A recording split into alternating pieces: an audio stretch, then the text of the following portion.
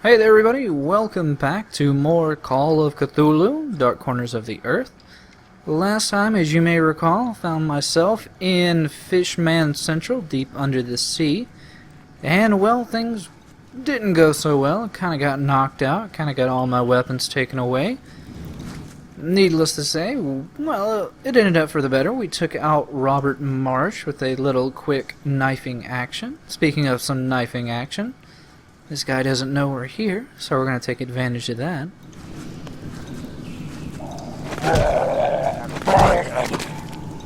Yeah, honestly, the knife is still a pretty mixed bag, honestly, but, well, I get a feeling we're going to get more than just our rifle in a little bit. We're actually back in the prison now on one of the upper levels.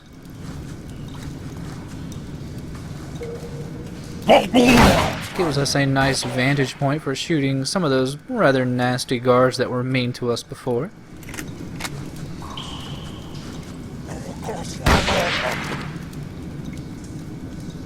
But it's actually kind of nice they gave us access to the rifle as our first weapon while in this underground city.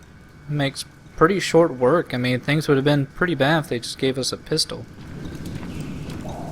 But yeah, as we head down the circular pathway here, we're actually going to find something very nice waiting for us.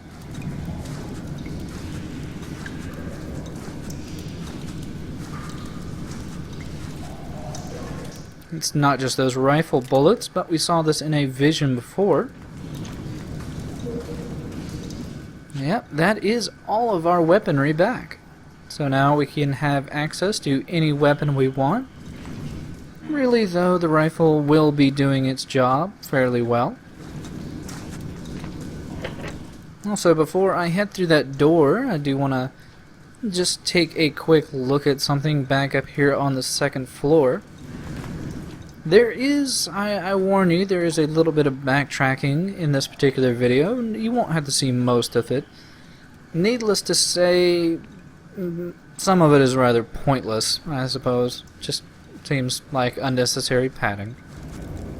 But yeah, in this particular room right here, we see that there's apparently a lot of overgrown plants here. And it's not actually deadly or anything, but we do need to take care of it with the weed killer.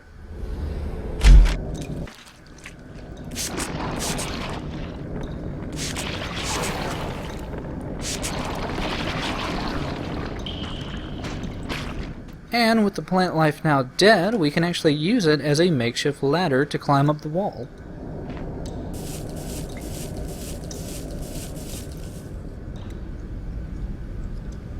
And that puts us in a very familiar looking type of chamber. You may remember this from the prologue, but well, it appears to be a chamber constructed, well, from plans from the great race of Yith. Sadly, though, it appears to be missing a power source. You may remember that, well, I actually ran off those, well, hot green crystals we saw before. And actually, if you remember, we did see a chamber with green crystals before. That's where we're going to need to head. But you also remember, well, the chisel wasn't going to be enough to do the job, so we're going to still have to find one more tool.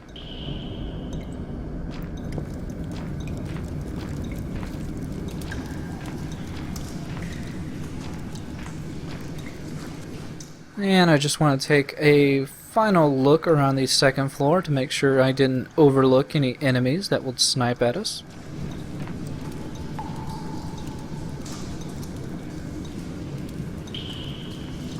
So it's kind of hard to see, but through that grating there you could actually see there was some special item in that room below us.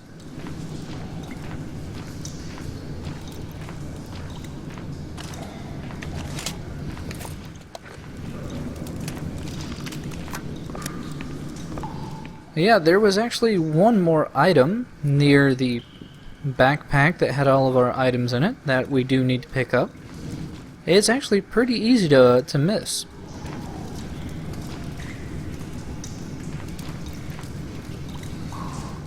Yeah, what is this, you may be asking? Well, it's a bucket of slop. Malodorous slop. And you might also be wondering what we're going to be using this for, and we'll be finding out rather quickly. I do think there is one more guard somewhere on this floor here, and I'd rather not be surprised from the backside.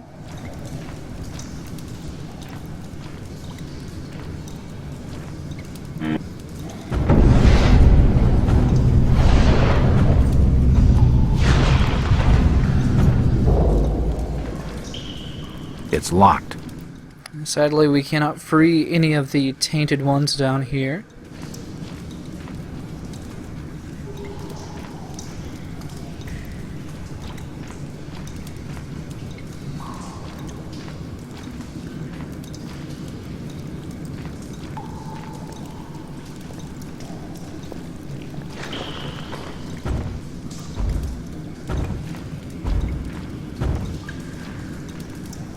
Rather odd beating on the wall, I guess.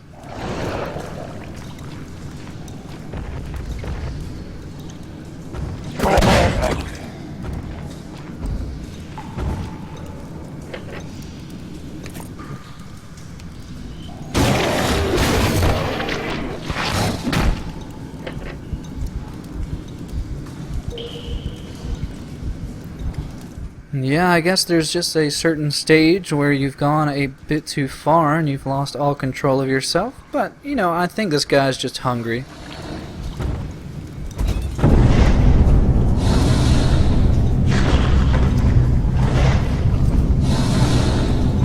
So what we can do is we can pour the slop into this little container here, and also give him a little extra treat with a poisonous flower.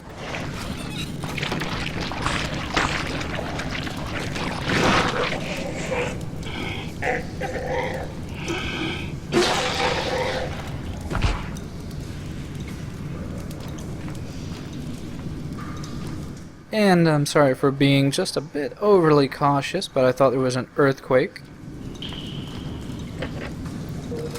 Yeah, we've given this particular gentleman his final meal, but that also gains us access to this hammer. This hammer could come in useful. That is very true, Jack. But what that also means is backtracking, which we're not going to see.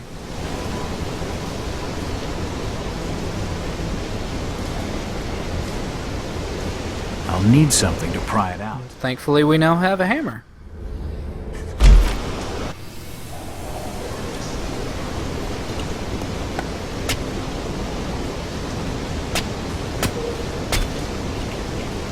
That should do the trick.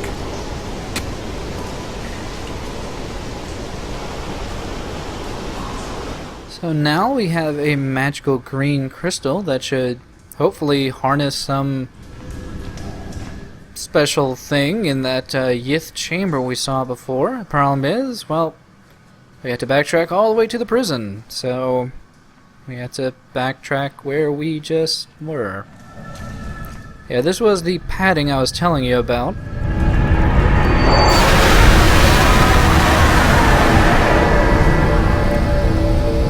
But the trip back is definitely not a safe one, as we will be kind of harassed by some deep ones after a few earthquakes here and there.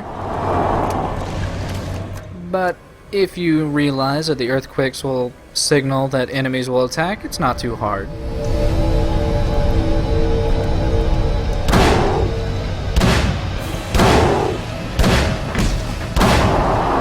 Honestly, a good headshot with the revolver will immediately take them down, so they're not too difficult. Yeah, we are back in the prison where we killed that plant earlier.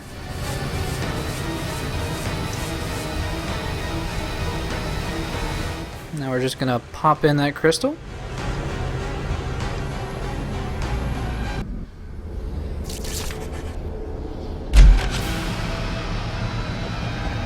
And see if maybe the Yith will come back.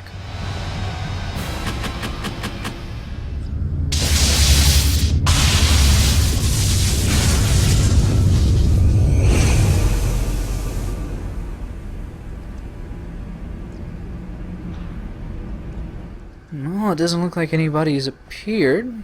Maybe we have to go through the portal this time.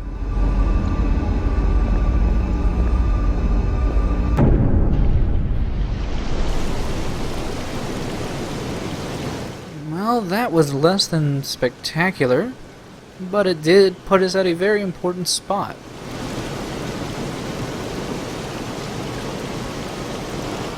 Yep, we now have our final weapon of the game, and boy, is it a doozy.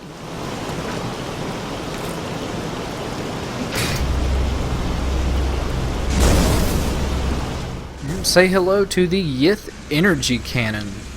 Has an infinite amount of ammo, does a massive amount of damage, especially to the deep ones, and well, there's pretty much not any need to use any other weapon for the rest of the game.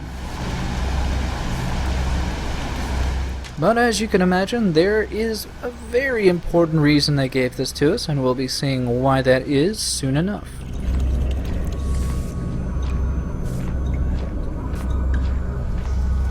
Right now though, we just need to head through this small metal door here, figure out where we are in the city, and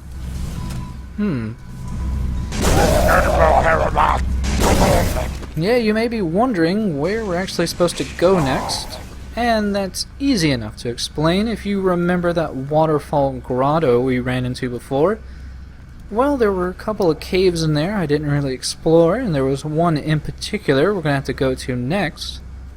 But at least they give us some practice with firing the laser energy beam cannon here. I will say it has one of two drawbacks, one of which is, well, without a crosshair, it's very difficult to aim this. As you'll see here in just a second. I mean, it is fairly accurate, it's just, well, trying to determine where the beam is actually going to be pointing at that becomes kind of difficult. But its second drawback mostly comes if you try to overcharge the weapon. As you saw earlier, you can charge it up, but, well, if it overcharges, then it becomes inoperable for about 5 seconds, which if you're in the heat of combat, well, it can seem like a lifetime.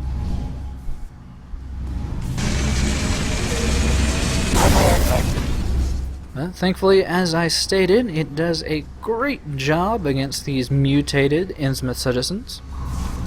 I guess we should just call them deep ones at this point, since we're pretty far away from Innsmouth at this point. Yeah, now it's simply a task of getting back to that waterfall grotto.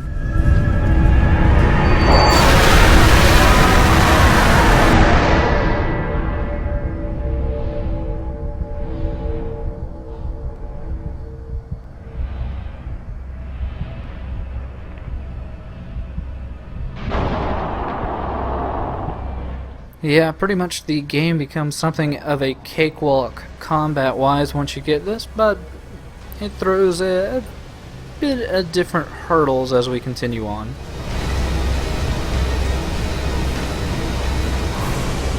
Combat will definitely become the least of our worries, I'll say that much.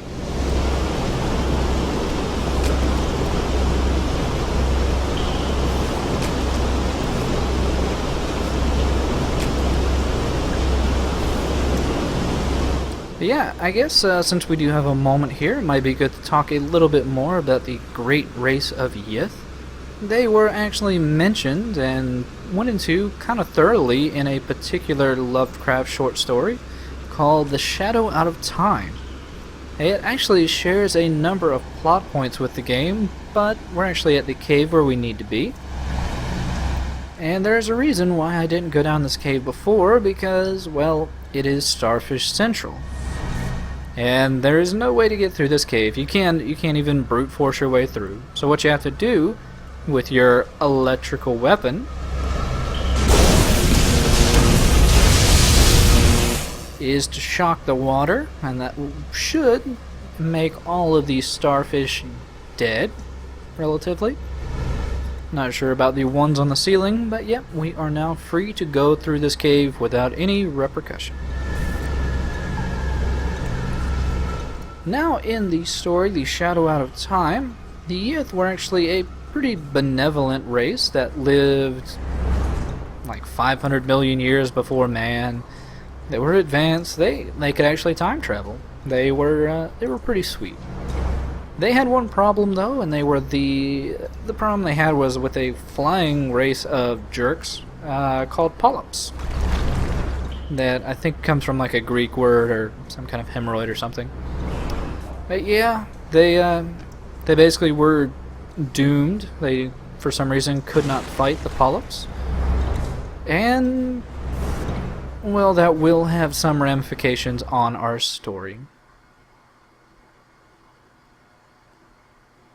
But for now, we've actually found our way to the underground old chambers that one crazed deep one was referring to before.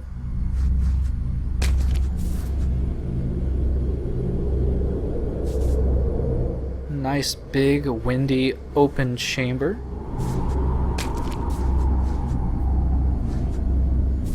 Yet again, you do want to make sure and crouch to lessen the damage from falling, but if you remember an earlier text we read, there was some mention of land-based five-toed things that the Yith seem to have a problem with.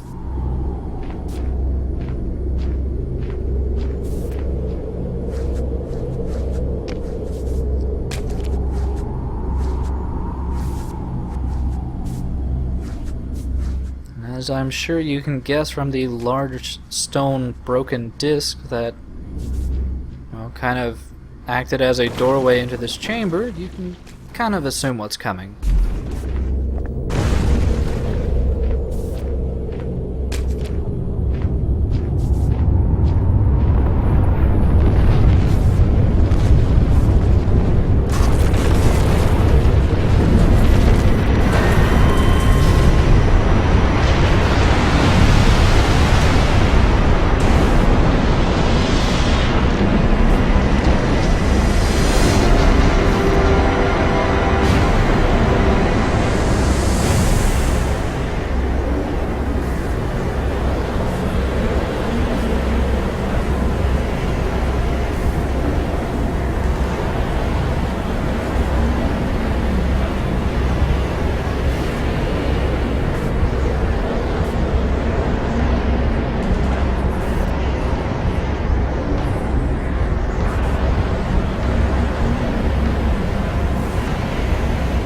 With the strong winds blowing through the cavern, that mild bit of insanity over with, well, things are eerily peaceful.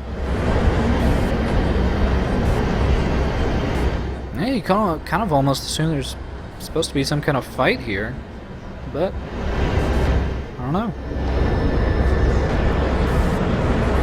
Everything seems pretty fine, actually. Maybe we can just go ahead and go.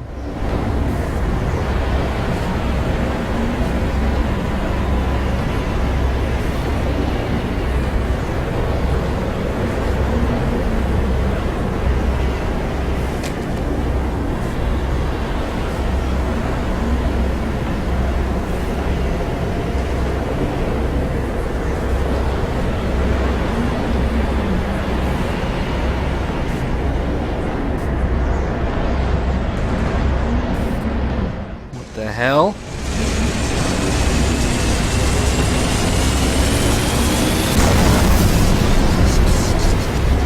Yeah, as we head back down, that's when the polyps decide to swoop in.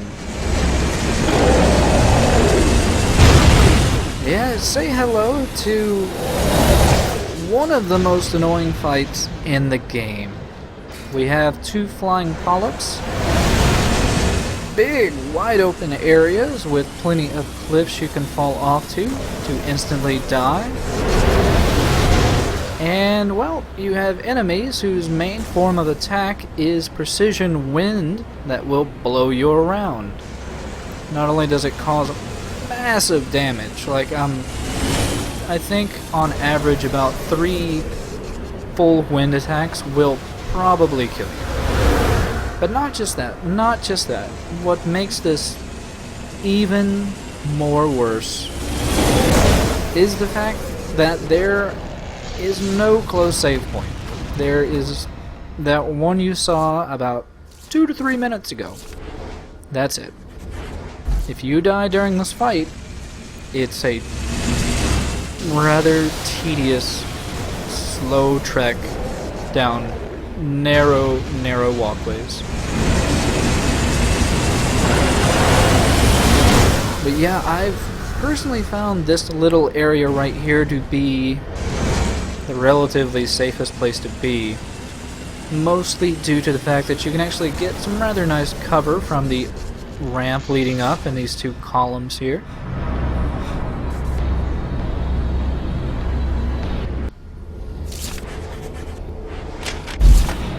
And the only way I've been able to even damage these huge flying assholes is with a fully charged beam. There are no other weapons in your repertoire that will work. You know, when these things are just full on blasting you in the face, yeah, it gets kinda tense.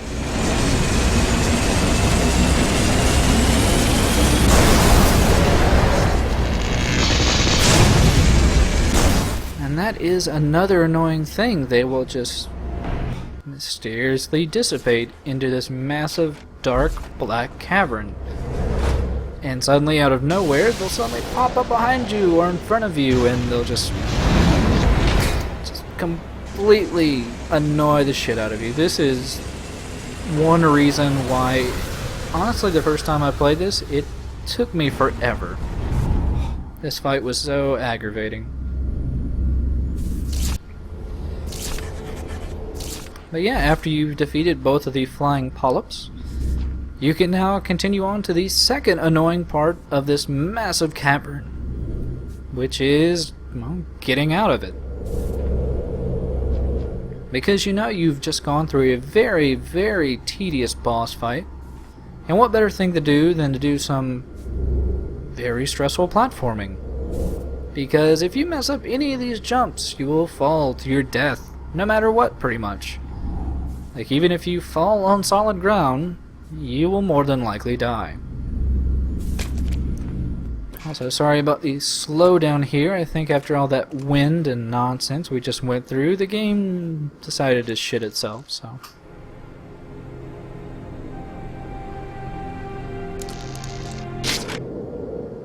But yeah, yet again, keep in mind that, well, if you do die on these platforming parts after the boss, well, you're now going to have to fight the flying polyps again. And, well, let's just say it's a very good reason to never see the end of the game.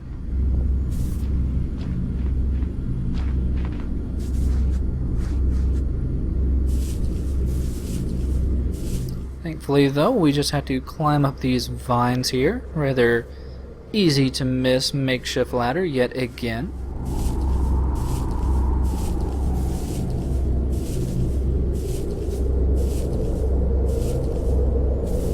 But yeah, those things were supposedly the thing that wiped out the great race of Yith. They didn't seem too bad to me, but I mean, I'm Jack Walter's PI, I guess.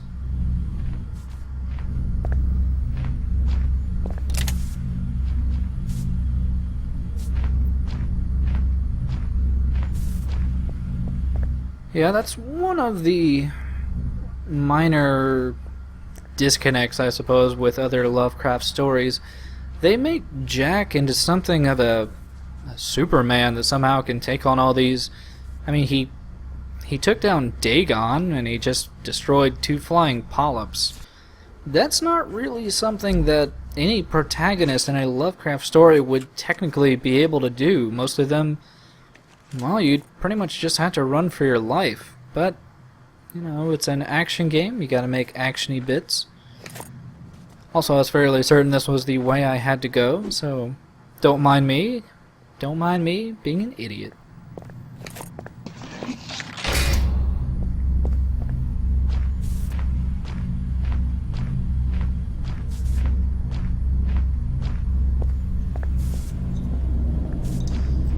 Also, you may still be wondering at this point, Niggeroth, where's the save point?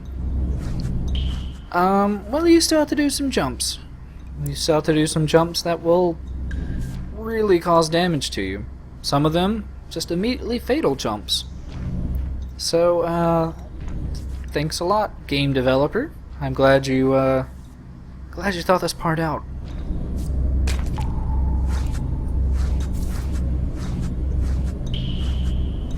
But we have actually reached the end of the video. Hopefully you'll join me for what will be the final part next time on Dark Corners of the Earth.